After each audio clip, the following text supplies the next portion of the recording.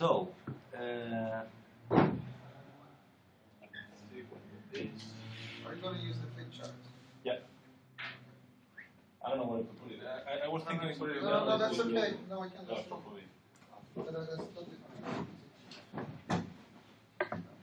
Cool. So, I'm going to talk today about DDD, but not the real DDD, about Delusion Driven Development, and why you shouldn't do it. First, I'm going to introduce myself briefly. Well, I'm Felipe Fernandez. I work at Software Craftsmanship for Codurance, for those guys. As well, Pedro is working with us. I'm currently working in a client called Crowdmix, really cool place. We didn't release yet, but try to remember the name. I think it's going to be something really big. I sometimes blog in the Codurance blog, so you can read the stuff there. And less often, I write some stuff in my handle, Twitter, Felipe Fernandez. So, let's start defining what is delusion. So this is the Wikipedia definition, a little bit complicated, but the summary is what is involved. It's a belief that is contradicted by reality, and as well, it's a symptom of mental disorder. Maybe a little bit strong. I don't want to talk about that. I don't want to talk about mental disorder. But I like that word because, well, because it's used in pop culture. I don't know if you know, there's a book called Delusion by Richard Dawkins, and it's trying to show how some kind of beliefs that are based on incomplete information or are based in simply not having good faith are really dangerous for whatever you are doing. So I'm going to try to show different delusions in our industry and showing how painful and poison are for us. So, yes, I told you I'm going to go through a couple of delusions, but the blocks of those delusions are going to be pretty much operations, testing, and design. Let's start with operations. Well, first, I want to say that I want to talk operations from a developer perspective. I'm a developer, I'm not a sysadmin, but I'm going to talk not how to keep our system up and running, but what is the infrastructure that developers we have to create in order to keep those systems up and ready. I don't know how many of you are working in this kind of DevOps environment, but I would say that even if you don't or you are not interested because it's not related with your development, I would say this is something that is coming to stay because modern world with Amazon Web Services and stuff like this is forcing us to go into that direction. So, well, what I'm trying to say is that if you are not interested, try to listen because it's quite cool. So, first one, I'll have a loop whenever it's needed. That's the first delusion. As you can see, this little girl is trying to embrace that attitude. No? Let's jump, and wherever I go to the floor, I will think on it. So, my diagnosis of why we do that, why we think in this kind of delusion is, or because we are overconfident in our skills, or just because we are lazy. It could be a mix of both. It's just easy to think in the happy path scenarios. We are usually overwhelmed by the pressure of business. We have to deliver features, and then, well, let's think only on the happy path scenarios. The problem of that is that I think that most of us know that the cost of addressing those problems in the future are quite high. So I'm going to provide an example of this kind of I'll have a look whenever it's needed. That is diagnosis in distributed environments. I'm going to close the door. Yeah.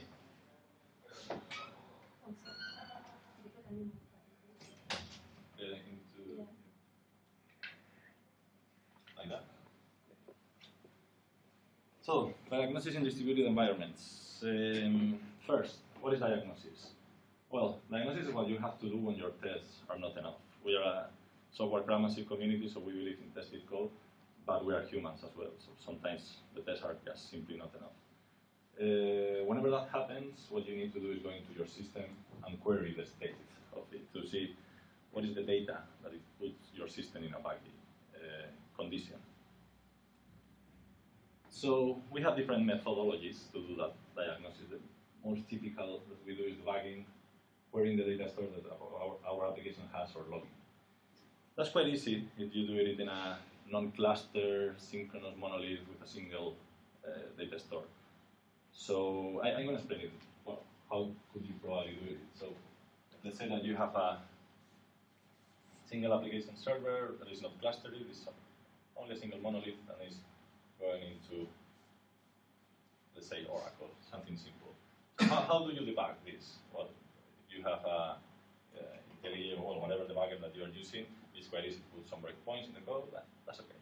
How do you query the data store? Well, probably is if it's your only single data store, Oracle or whatever, you already master the client that you are using, you already know how to do queries, you already know how to inspect the state that is inside of this.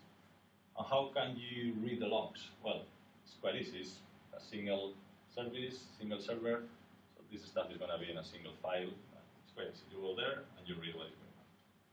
But when you spoil it. When you go to distributed diagnosis methodologies, well, the stuff changes a lot. So first, the debugging, well, log. I mean, it's almost impossible. Let's say that instead of having this simple monolith, you have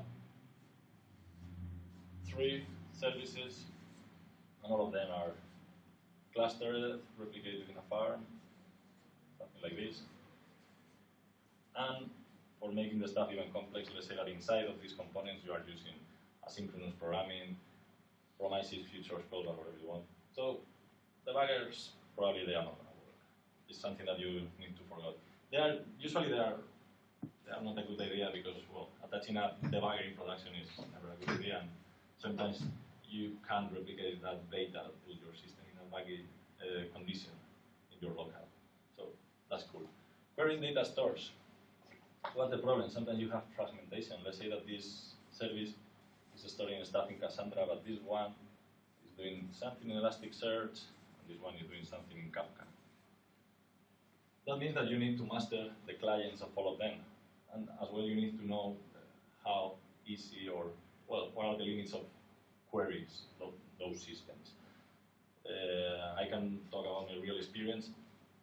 If you decide to put the stuff here in Kafka or whatever message engine, and you decide to put it in binary, for instance, it's going to be almost impossible to query that, which is binary. And then, yeah, you can have a client that is going to parse that into some schema, but what happens if you put something that is not following that schema? You're going to get in problems. So the stuff gets a little bit complicated. With logging, it's directly madness if you don't think as soon as possible on what it means logging in distributed environment. Why? Well, first, because you are not going to have a single file that you can query easily. You are going to have 1, 2, 3, 4, 5, or you are going to have 9 or an explosion of different places that you can have a look on the logs. So the first step in order to fight against that is that you need some kind of centralized logging. You need some guy that is going to be grabbing those files and aggregating it in a single store. As well, you have, as I told before, you have the synchronicity problem. So you need to have some kind of tracing mechanism to know, okay, see, if my system is starting here and it's finishing here, I want to know 1, 2, 3, 4. I need to know how the story was. So I need some kind of correlation ID, and I need somehow to know that this correlation ID was, well, the correlation ID has some kind of attribute that is going to tell you that this happened before the other one. That's complicated, and it's something that you should do as soon as possible. Why? Because it's not as easy as going there and, okay, I'm going to log something different right now. No, you need to change every single protocol of your components. You could communicate through HTTP, so then you need to include that correlation ID on the headers, but then you could communicate through Kafka or whatever. So it's a massive amount of job. It's not something simple that you can do like in the beginning. So, yeah, I'll have a look whenever it's needed. Please don't. It could be really hard and you want to be prepared. That's my conclusion with this example. Next one, you already saw the picture. A little bit of spoiler. I need to remove that application now. Well, I don't know if no pun intended or maybe yes, but I think you get the point.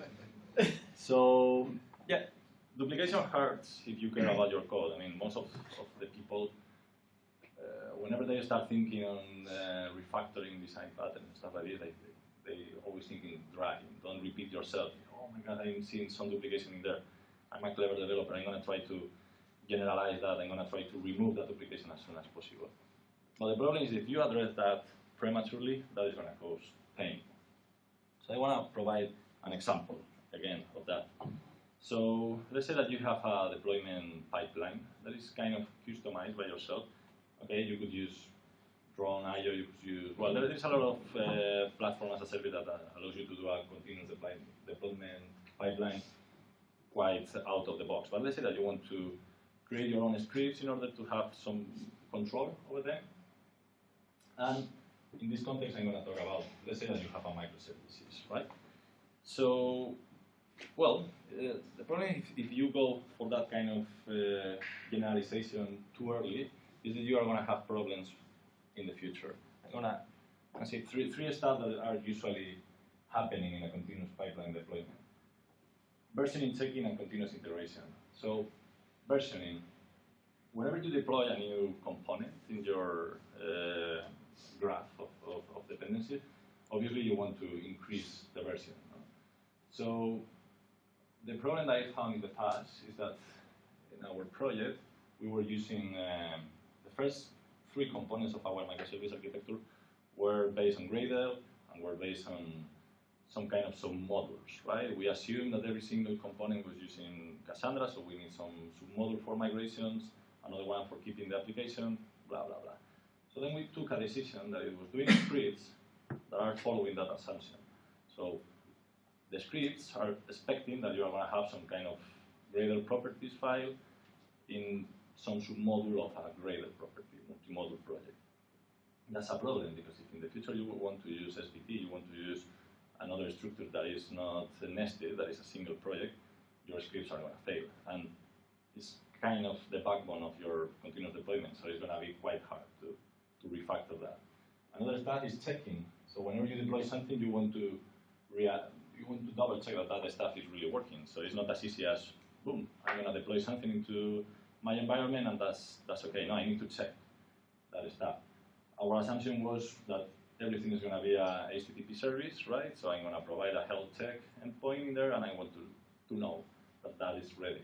But what happened if in the future you decide to use, I don't know, a scheduler or something that is not exposed in an HTTP endpoint? Then your scripts are going to fail because they are expecting that you are publishing something in export with that endpoint. So that's an assumption that is going to cause you problems in the future.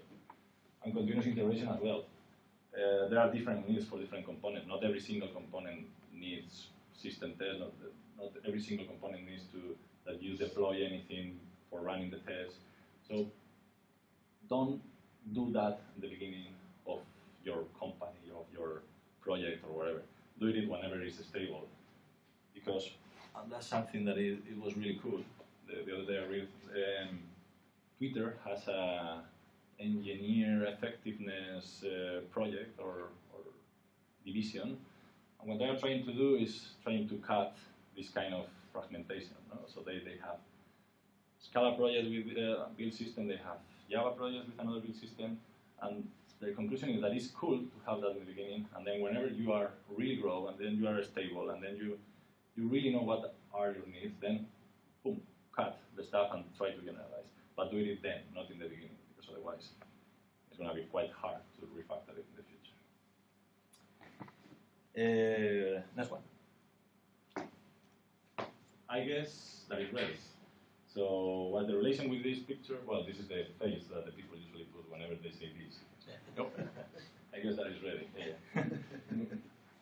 So the example is a walking skeleton. So how many of you know about the concept of walking skeleton?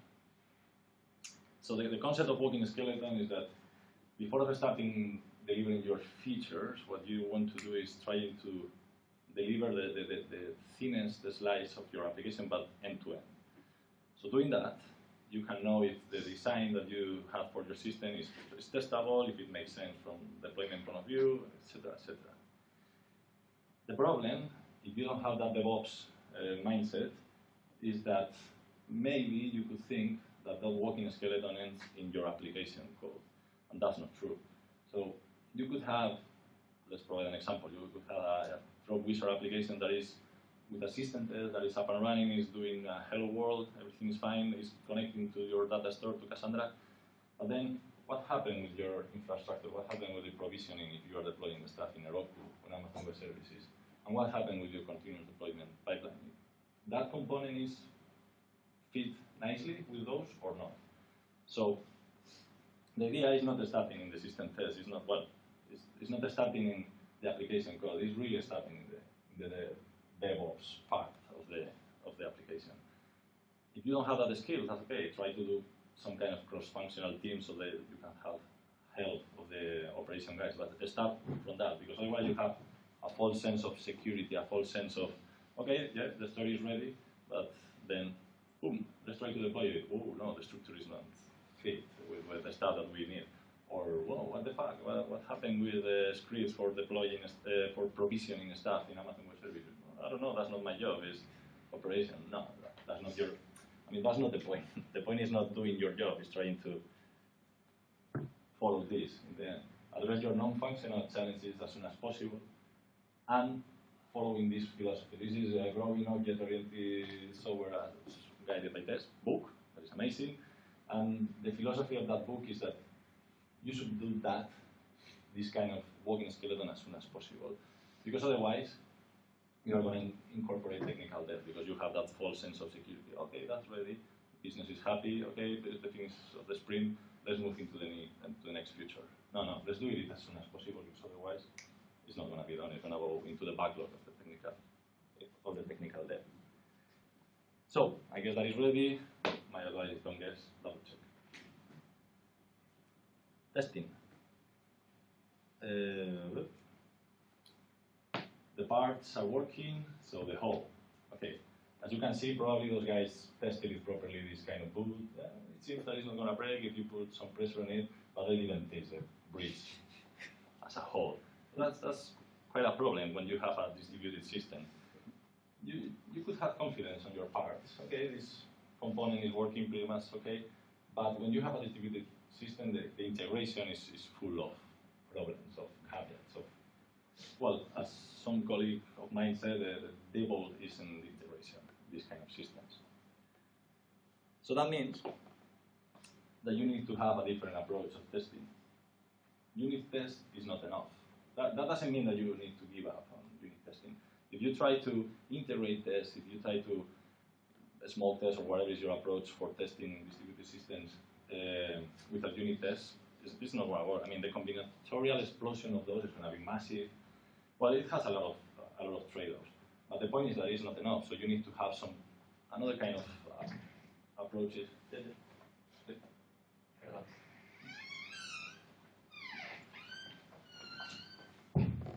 So you just need another approaches in order to succeed when you have a distributed application. For instance, contract testing. That's something really cool about thinking in your APIs like they are going to be published, like they are going to be libraries. Because sometimes we just think, okay, that's that public method. Well, who cares? Who is the consumer? Myself. I'm going to write the consumer as well. It's more or less I can understand it. But no, that doesn't work when you work in a distributed environment, because probably you're going to have different teams. You are not going to have a compiler that is going to tell you, okay, that API is changing. So the breaking changes of the API, you need to think more on it. Let's say that this is the conclusion of this. There's a really cool talk of Joshua Bloch, the guy that wrote Effective Java, and he's one of the designers of Java API, so he knows a lot about API design, and he's trying to encourage that kind of mindset. Let's try to design your APIs like if you are designing it to public, with the same care that if you would design in core Java API. Another stuff is the smoke testing. Just in case if you don't know or you don't share my definition of the smoke test.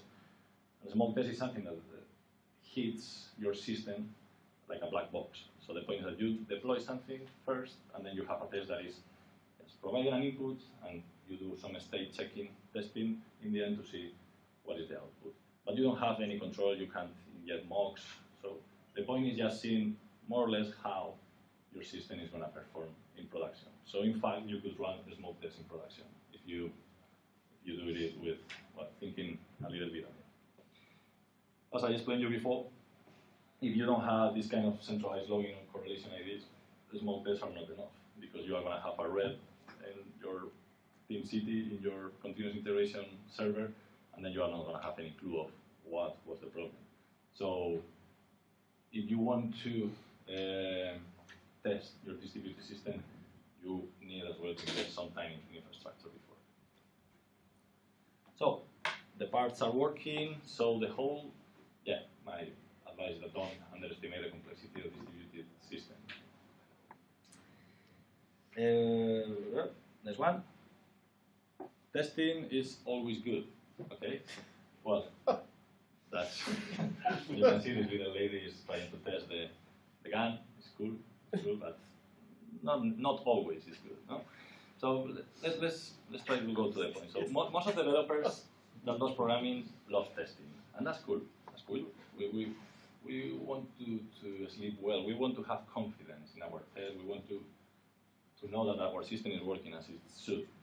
But the problem is that if you are not aware of the trade-offs of every approach, most of you know the pyramid of testing, right? Here you have unit test, and you have whatever, acceptance test, UI test.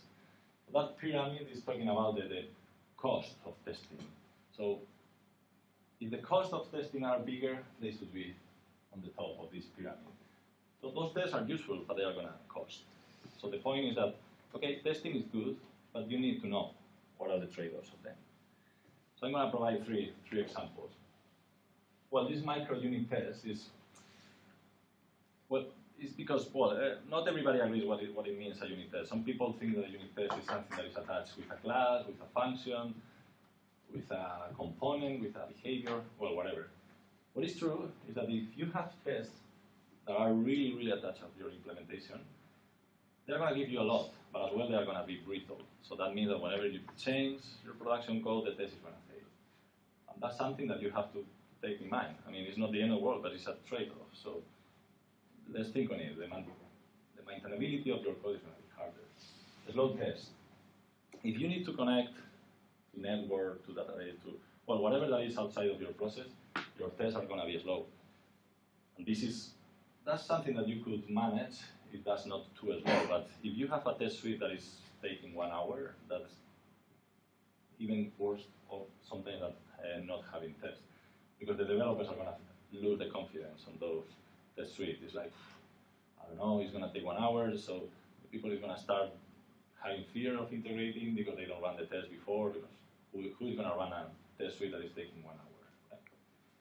And then, hard to read and write tests. This is an example that, imagine that you have some acceptance test, and instead of deciding writing it in a business language, you decide to do it in a front-end language. So you decide to include the payloads of your contracts.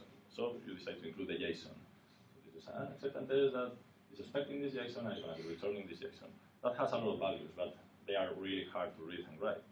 So then you need to think if those trade-offs are enough or not for you.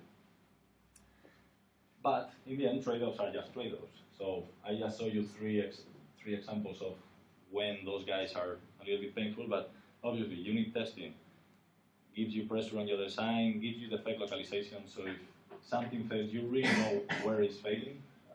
The other way around, you are going to have just like a cluster of objects. I don't know who is the guy that is failing right now. And it forces you as well to have this kind of baby step mindset that is really cool. A slow test sometimes are just needed. I mean, if you are going to integrate with Cassandra or whatever, you need to know that your client is working. You just can't assume that, well, I don't know, because it's a client that is in GitHub and it has 300 of stars, I assume that it's going to work. No, maybe not. You need to test it. So slow tests are there. Hard to read write tests. Yeah, I explained before, including JSON like a bad thing, but not necessarily. That could enforce communication between front-end developers and back-end developers. So sometimes it's, well, it's a pay that you can afford to pay. It's a price that you can afford to pay. So the delusion of testing is always good. Well, as long as you understand the trade-off, yes, but they are not a silver bullet. And the last block, design. So, well, I think that all of us agree that design is the key of maintainable systems.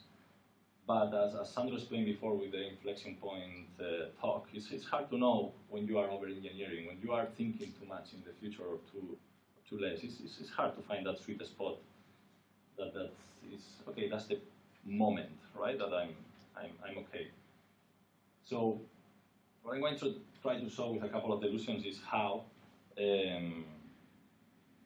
we should think on it, but in the, well, I think that it's really going in the inflection point philosophy. So language approximations are okay, that's a delusion. As you can see, these guys are in a demonstration and their sign is no to bad things. Okay, cool. I'm generally displeased with the current state of affairs. Well, that doesn't mean, but I know there's a joke. But you know, when you write an email, not code, you know that it could be really hard if you want to be precise, if you really care about the words. It's not the same thing that the staff, or no, you want to be precise. And sometimes you do it because you know that there is going to be a lot of people reading that email. So I think, now, well, in most of the system, our code is like an email that's going to be read by thousands of people in the future. If it's not thousands of people, at least it's going to be thousands of times for the same small amount of people. So the idea is that we should really care about the language and not doing this kind of approximation. Well, it's more or less, it's okay. No, let's move the work in the writer and not in the readers. It's going to be solely a single time that you're going to write the code, and it's going to be 1,000 times that you're going to read it in the future. So there are different ways that you can try to design in a way that the language approximation are not okay. Sometimes it's, well, trying to design your system around bounded context. This is a core DDD concept.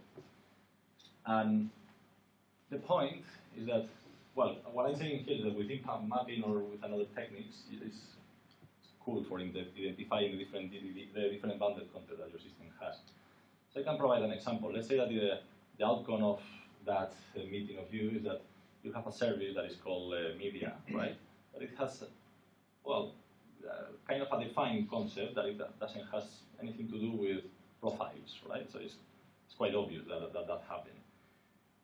And in the future, then you refine your domain, and then you decide that media is holding, I don't know, license concerns and video concerns and other stuff, right?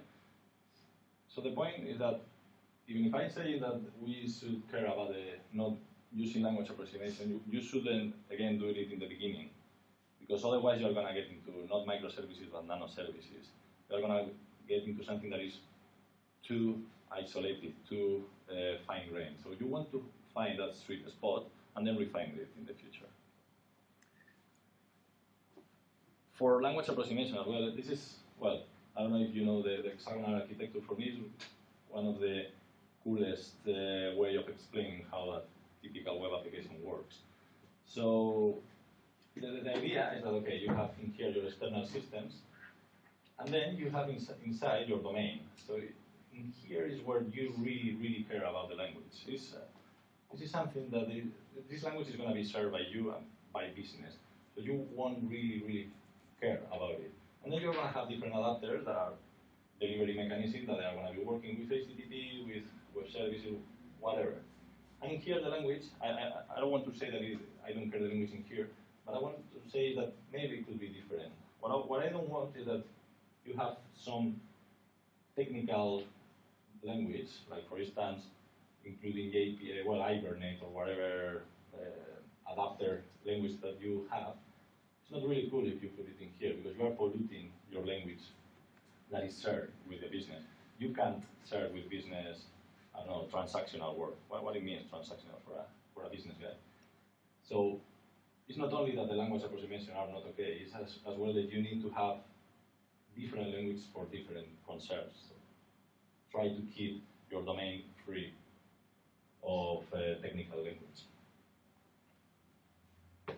So yeah, language approximation are okay. Often I think that our profession is closer to literature than maths. It's not that the maths are not important, it's just that if you don't really care about language, quite likely that you're going to fail. So, business needs are stable. Well, that's an example that nothing is stable. This is George Clooney when he was a child.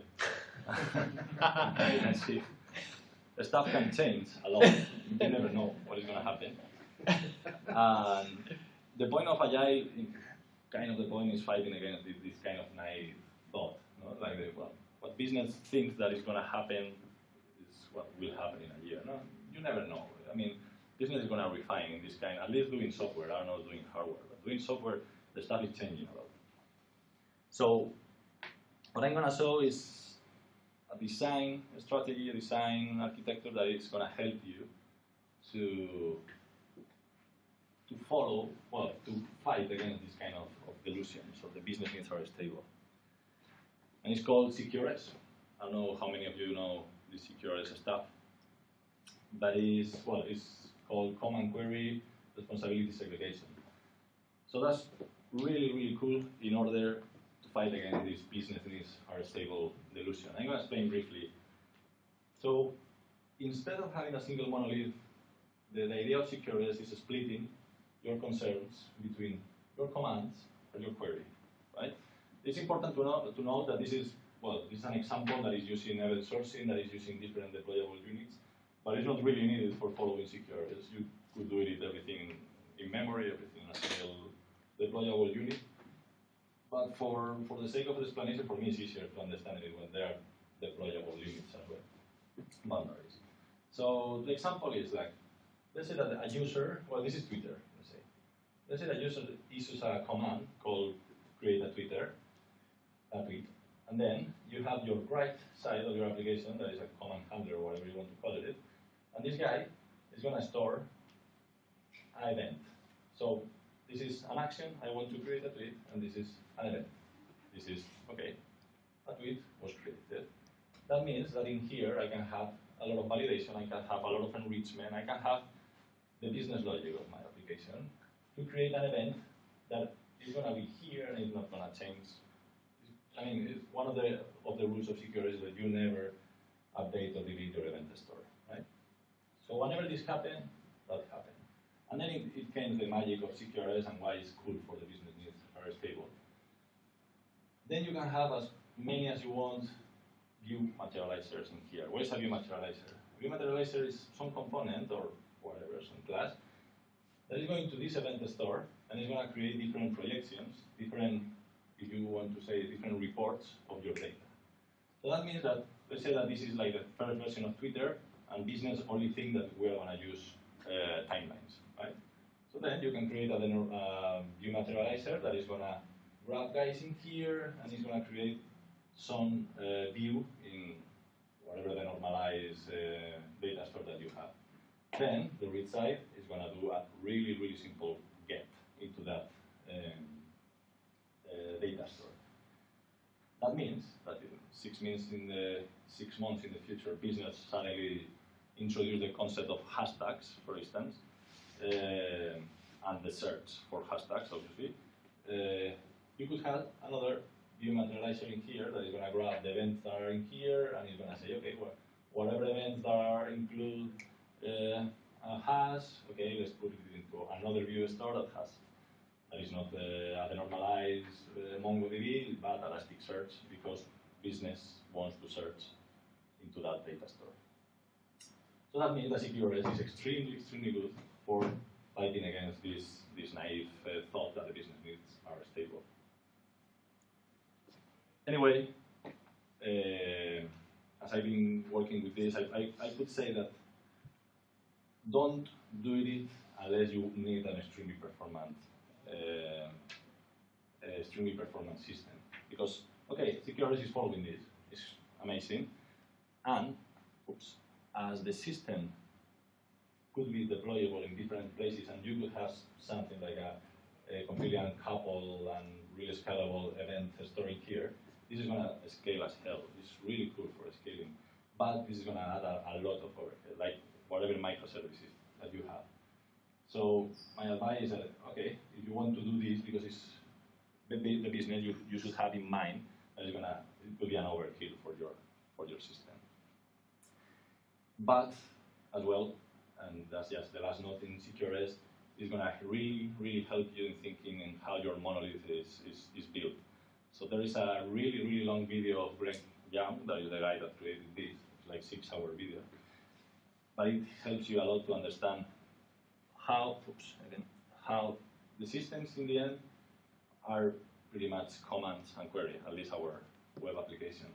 And how this is a way of structuring the stuff, but even if you don't follow this, you should think in your system in commands and queries. And if you can, you shouldn't mix the concerns of those. Otherwise, it's going to be really complicated. So, business needs are stable. Well, that's not true. So, design with that in mind. Thank you.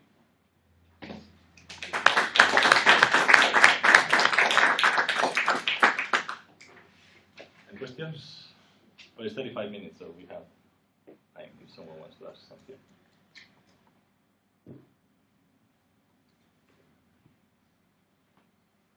If not, we can go have lunch. I have one comment. It's when you said like what does transaction mean to a business person? I think that in more complex domains, transactionality is actually a business concern. Mm-hmm. Because like defining the boundaries of your transactions, you can only define the boundaries of your transactions properly if you understand how the business works, what needs to be rolled back, or what needs to be done as a unit or separate. So you cannot define the boundaries on a technical level. And I think that, like the rules prescribe, they talk about logging, and you had very valid points in terms of making some of the non-functional requirements as part of your solution. From the, I think the transactionality is another one. It should be a core domain as part of your domain. Your system should have a place.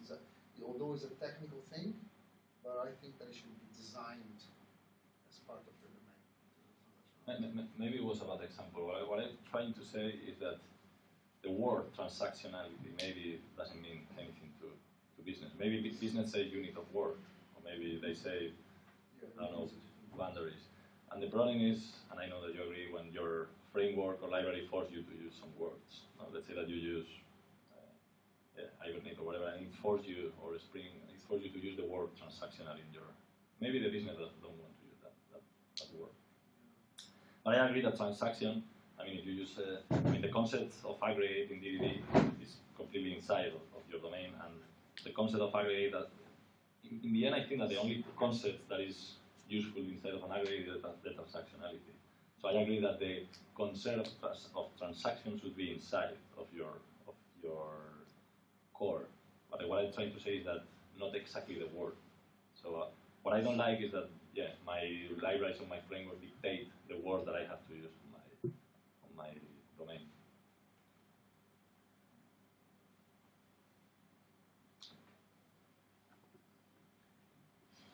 I'm not very familiar with CQRS, but also I'm sorry I didn't join from the beginning of the talk. Uh-huh. You mentioned that there's an event store, and that there's some events going to the reviews area. Yeah. Is event sourcing part of CQRS? It's something similar, but it's not the same depending on the approach. For me, well, the answer is no. I mean, it's not the same. But my experience is always doing the stuff together.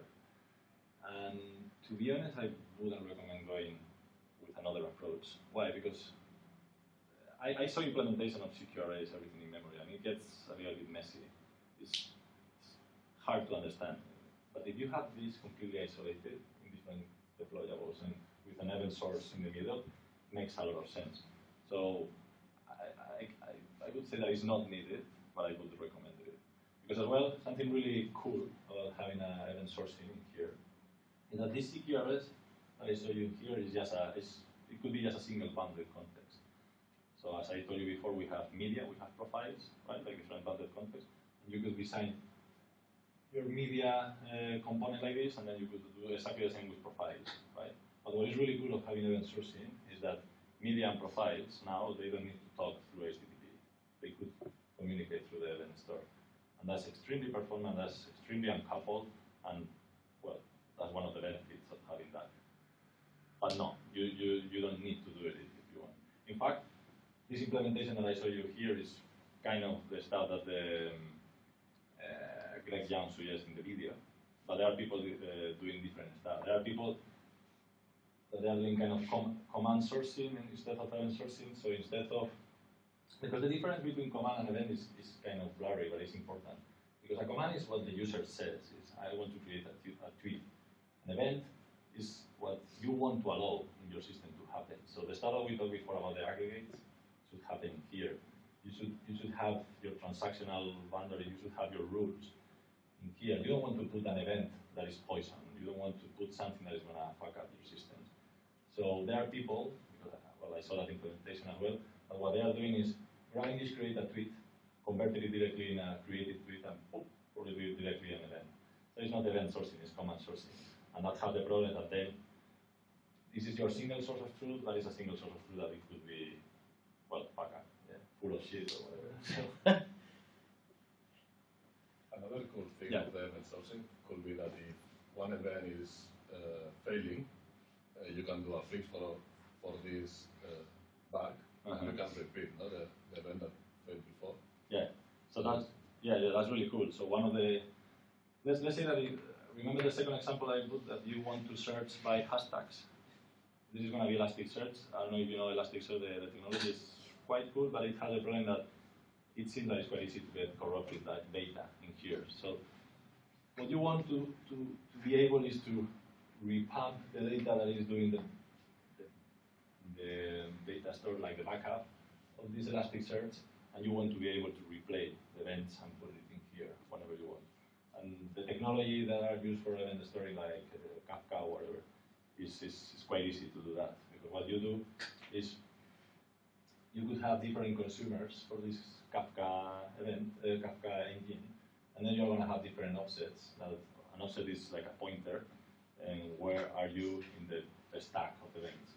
So that means that you could keep those offsets, those pointers in another data store, and whenever you want to replay the events, you just go there, boop, okay, I'm going to replay not from the beginning of time, I'm going to replay from here. And it's quite easy to get another view whenever you want.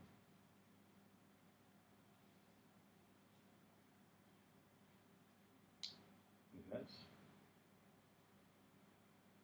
Okay, if you want to use the pictures anytime, I will share in Twitter. There are ones that are really cool. I would say this is the best one. This is cool. So, yeah, well, thank you very much. Thank you.